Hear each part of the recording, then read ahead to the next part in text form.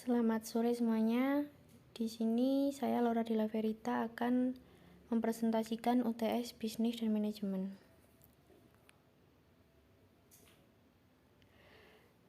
Produk yang akan saya gunakan adalah lumbung bakso Bailau. Bentuk legalitasnya adalah CV. Alasannya merupakan bentuk usaha yang bukan berbadan hukum karena tidak ada peraturan tertentu yang mengaturnya dan tidak memiliki aturan khusus mengenai penamaan. Jadi kita menggunakan adalah CV. Deskripsi usaha. Ada 4 jenis deskripsi usaha. Yang pertama adalah deskripsi produk. Lumbung bakso adalah kuliner kekinian yang banyak disukai para remaja, memiliki varian pedas dan asin yang menggugah selera. Yang kedua adalah harga dan promosi. Produk akan dijual dengan harga proporsinya 10 dan lengkap dengan topping-topping yang akan disajikan. Yang ketiga adalah strategi produk. Keunggulan lumbung bakso sendiri terdapat pada kuah bakso dan toppingnya yang banyak. Ada 2 varian kuah bakso, yaitu kuah bakso pedas dan kuah bakso asin. Yang keempat, target pasar. Target pasar akan menjangkau mulai dari anak kecil hingga orang dewasa. Selanjutnya adalah definisi perencanaan. Secara definisi, perencanaan diartikan sebagai proses penentuan bagaimana organisasi mencapai tujuan atau merealisasikan tujuannya. Yang pertama adalah apa? Memiliki tujuan untuk mencari keuntungan dan bisa memasarkan produk sampai keluar Jawa. Dan targetnya cukup luas. Yang kedua, siapa? Personil yang dilibatkan adalah sekumpulan anak muda yang ingin menambah pengalaman di masa mudanya. Yang ketiga adalah kapan? Program ini akan dilaksanakan pada awal bulan Desember 2021 dan akan buka mulai pukul jam 2 siang sampai jam 9 malam. Yang keempat, bagaimana? Penjualan akan dilaksanakan mulai siang hari sampai malam hari. Yang kelima, mengapa? Program dilaksanakan karena para remaja yang melaksanakannya ingin agar waktu luangnya dipergunakan untuk hal yang positif. Yang terakhir, sumber daya pendukung. Sumber daya pendukung berasal dari mana saja yang memiliki hal positif dan membuat kita semangat. Selanjutnya adalah manfaat perencanaan. Yang pertama adalah membantu para manajer untuk berorientasi ke masa depan. Para manajer akan dipaksa untuk memiliki pemikiran yang visioner atau jangka panjang, sehingga mampu melihat masalah-masalah dan peluang-peluang yang terjadi di masa depan. Yang kedua, meningkatkan koordinasi dalam pengambilan keputusan. Tidak ada keputusan yang dibuat untuk hari ini tanpa adanya pemikiran dan pengaruh keputusan tersebut terhadap keputusan yang akan diambil di kemudian hari. Yang terakhir, perencanaan akan menekankan kepada tujuan organisasi. Dengan adanya perencanaan, maka manajer akan selalu ingat atau diingatkan mengenai tujuan organisasi yang harus dicapai.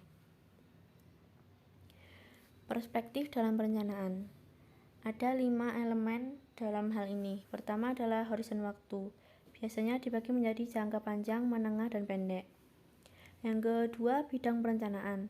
Karakteristik perencanaan sangat tergantung dari bidang yang direncanakan. Misalkan, rencana produksi adalah untuk menjamin pasokan permintaan pasar. Yang selanjutnya, elemen rencana. Elemen utama rencana strategis adalah tujuan, program, dan kebijaksanaan bagi keseluruhan organisasi. Selanjutnya, karakteristik rencana.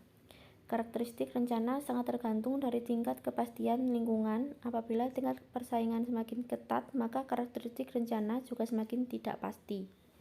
Yang terakhir, unit organisasi. Perencanaan usaha yang mencakup keseluruhan organisasi jauh lebih rumit dibandingkan dengan perencanaan untuk sebuah unit organisasi. Fungsi pengorganisasian. Pengorganisasian adalah proses terciptanya penggunaan secara tertib terhadap semua sumber daya yang dimiliki oleh sistem manajemen.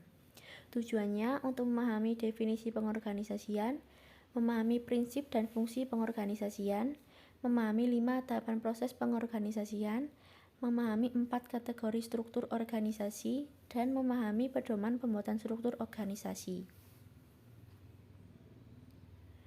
Fungsi pengorganisasian. Fungsi pengorganisasian di sini ada 4 contoh fungsinya. Yang pertama, appropriateness. Organisasi harus dapat mempermudah proses pencapaian tujuan. Selanjutnya, adekuasi. Organisasi harus dapat mempermudah pemecahan masalah. Yang keempat, effectiveness. Organisasi harus dapat mewadahi proses-proses usaha dan proses-proses manajemen. Yang terakhir, efisiensi. Organisasi harus dapat mendukung terjadinya proses-proses untuk mendapatkan hasil yang maksimal. Selanjutnya adalah proses pengorganisasian. Langkah pertama adalah merefleksikan rencana dan tujuan. Yang kedua adalah menetapkan tugas-tugas utama. Yang ketiga adalah membagi tugas-tugas utama. Langkah 4 adalah mengalokasikan sumber daya dan arahan untuk tugas-tugas. Dan yang terakhir, mengevaluasi hasil-hasil strategi pengorganisasian. Fungsi pengendalian. Pengendalian adalah proses pemantauan aktivitas untuk menjamin bahwa standar dapat terlaksana sebagaimana yang direncanakan.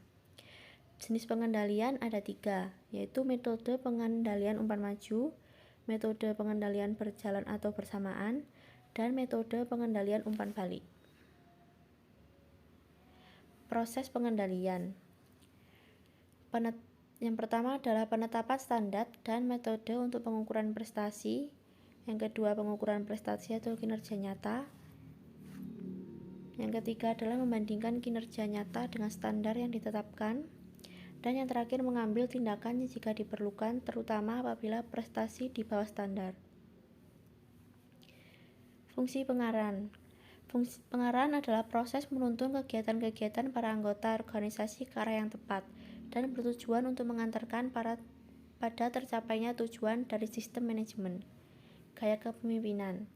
Gaya kepemimpinan berkaitan dengan interaksi antara sang pemimpin dan orang lain. Pendekatan dan perilaku digunakan oleh seorang manajer untuk mempengaruhi orang akan menunjukkan gaya kepemimpinan dari manajer. Penghalang komunikasi. Yang pertama adalah penghalang proses, di mana setiap langkah dalam proses komunikasi adalah penting bagi komunikasi yang efektif. Yang kedua adalah penghalang fisik, merupakan penghalang komunikasi dalam bentuk objek fisik seperti pelindung telinga, jarak yang terlalu jauh, dan perbedaan zona-zona waktu yang menyulitkan komunikasi. Yang ketiga, penghalang semantik, merupakan penghalang komunikasi melalui penggunaan kata-kata. Kata-kata sangat diperlukan untuk membuat komunikasi menjadi lebih efektif. Yang terakhir adalah penghalang psikologis. Penghalang psikologis dan sosial boleh menjadi bertanggung jawab atas terciptanya penghalang komunikasi yang lain. Demikian presentasi singkat dari saya. Jika ada salah kata, mohon dimaafkan. Terima kasih.